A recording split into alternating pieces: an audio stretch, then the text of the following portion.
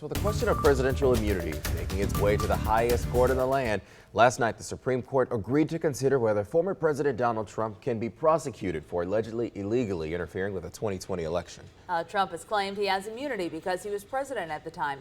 Jared Hill has the latest.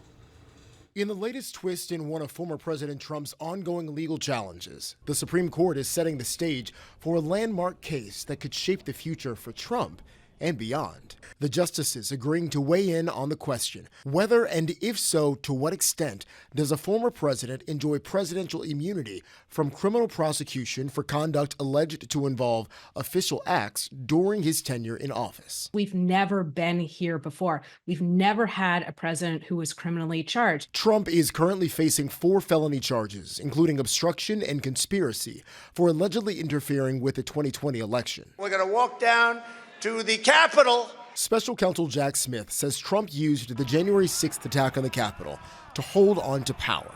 Trump denies that and says because he was president at the time, he's immune from prosecution. Last night on social media, echoing an argument he's made before. This isn't just me. This is all presidents. They have to be given immunity. Otherwise, they're going to be unable to act. Lower courts have already rejected the claim twice. First by Judge Tanya Chutkin, who said presidents don't have, quote, get-out-of-jail-free cards.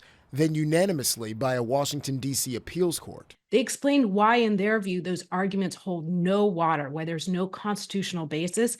I expect that the Supreme Court will come to the same conclusion. With the Supreme Court hearing arguments in late April, Trump's interference trial now delayed indefinitely. The Supreme Court says arguments will be scheduled for the week of April 22nd. The same week, Trump's expected to be in a New York City courtroom for another of his legal cases. The Supreme Court's decision on the interference trial is expected likely no later than the end of June, potentially putting chances of the trial taking place in Washington in jeopardy.